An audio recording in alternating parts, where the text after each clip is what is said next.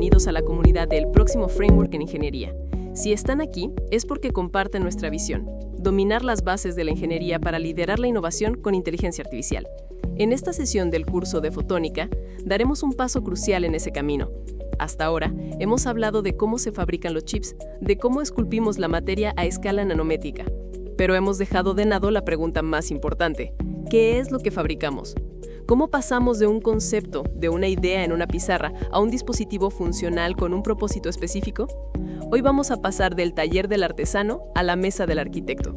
Vamos a sumergirnos en el ciclo de diseño de un dispositivo fotónico, y para hacerlo, usaremos como ejemplo a una de las estrellas de rock de la fotónica integrada, el resonador de anillo. En primer lugar, antes de diseñar nada, un buen ingeniero siempre se hace la pregunta fundamental: ¿por qué?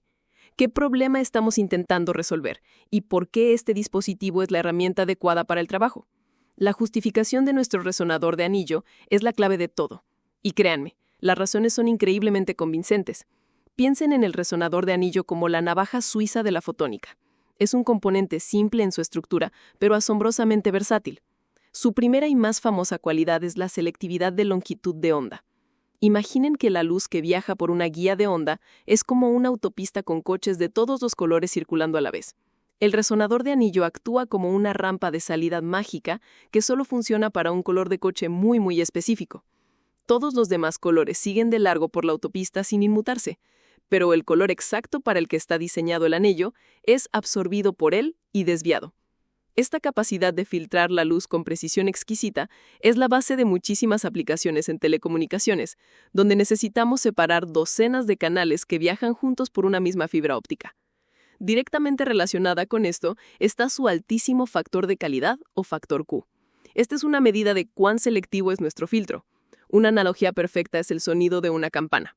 Una campana de alta calidad, un factor Q alto, cuando la golpeas, produce una nota muy pura y resonante que perdura en el tiempo.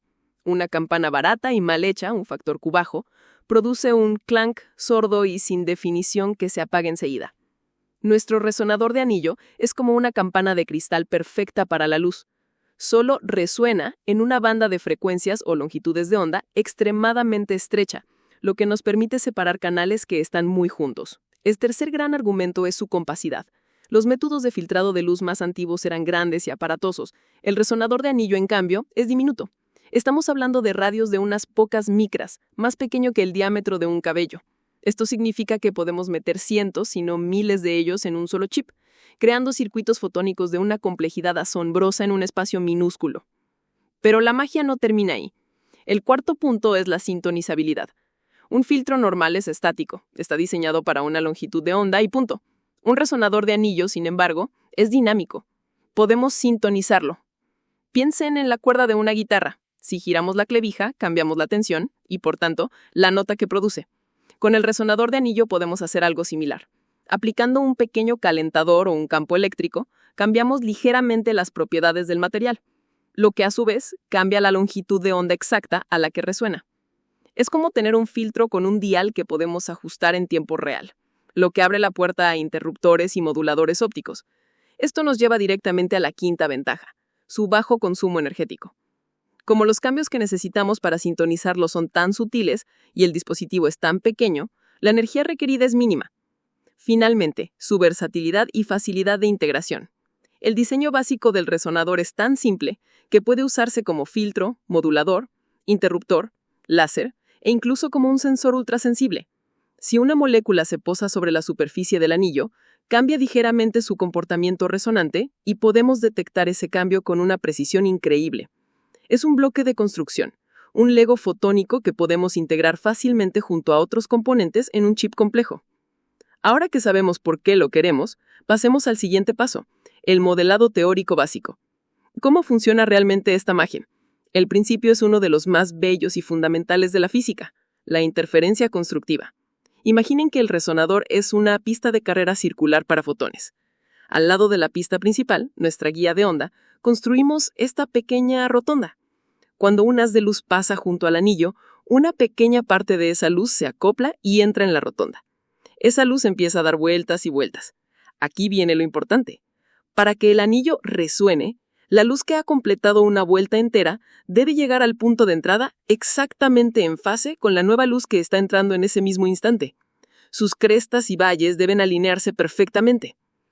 Cuando esto ocurre, se suman, interfieren constructivamente, y la intensidad de la luz dentro del anillo se dispara, se acumula. Para cualquier otra longitud de onda que no cumpla esta condición, la luz que da la vuelta llega desfasada, interfiere destructivamente con la luz que entra y se aniquila. La energía no se acumula. La condición matemática para que esto ocurra es elegantemente simple.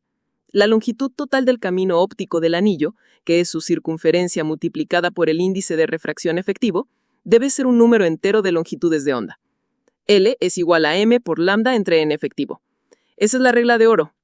Si la longitud de onda de la luz encaja un número exacto de veces en la circunferencia del anillo, tenemos resonancia. Si no, no pasa nada. Con esta teoría en mente podemos empezar las etapas del proceso de diseño. El primer paso es el diseño inicial para la funcionalidad básica. Este es el cálculo de servilleta.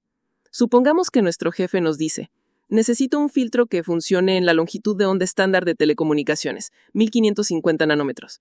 Bien, usando nuestra fórmula dorada, podemos hacer un primer cálculo. Conocemos la longitud de onda, podemos buscar en tablas el índice de refracción efectivo de una guía de onda de silicio estándar, y podemos elegir un número entero para m, que se llama el orden del resonador. Con esos tres datos, despejamos la L y obtenemos la circunferencia que debe tener nuestro anillo. A partir de la circunferencia, calculamos el radio y listo. Ya tenemos las dimensiones básicas de nuestro primer prototipo. Pero por supuesto, la ingeniería real nunca es tan simple. Es aquí donde entramos en la segunda etapa del diseño, la optimización de parámetros para cumplir especificaciones clave. Nuestro cálculo inicial asumía un mundo ideal. En la realidad, hay muchos más factores en juego. El más importante es el acoplamiento entre la guía de onda principal y el anillo. ¿Cuánta luz queremos que salte al anillo en cada pasada? Esto se controla mediante la distancia, el gap, que dejamos entre la guía y el anillo. Si están muy cerca se acopla mucha luz, pero también se escapa fácilmente. El resultado es una resonancia ancha y poco definida, un factor Q bajo. Si están muy lejos, se acopla muy poca luz.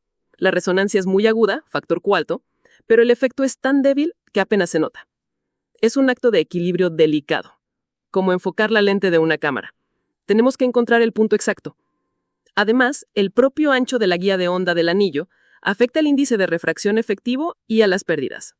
Por tanto, el proceso de optimización consiste en usar software de simulación electromagnética para jugar con estos parámetros: el radio del anillo, el ancho de la guía, el gap de acoplamiento, hasta que damos exactamente con las especificaciones que nos pidieron. Una longitud de onda central de 1550 nanómetros, un factor Q de, digamos, 20.000 y unas pérdidas de inserción mínimas. Es un baile iterativo entre la teoría, la simulación y el ajuste fino de la geometría. Y ahí lo tienen, el ciclo completo de diseño en acción. Hemos pasado de la justificación, de entender por qué el resonador de anillo es una herramienta tan poderosa gracias a su selectividad, alto Q, compacidad y sintonizabilidad, al modelado teórico, comprendiendo el principio fundamental de la interferencia constructiva en una cavidad resonante. Y, finalmente, hemos traducido esa teoría a la práctica, empezando con un diseño básico basado en una fórmula simple y refinándolo a través de un proceso de optimización de parámetros para cumplir con las exigentes especificaciones del mundo real. Este ciclo de justificación, modelado, diseño y optimización no es exclusivo de la fotónica. Es el corazón del método de la ingeniería. Es el proceso mental que nos permite transformar las leyes de la física en tecnología que cambia el mundo.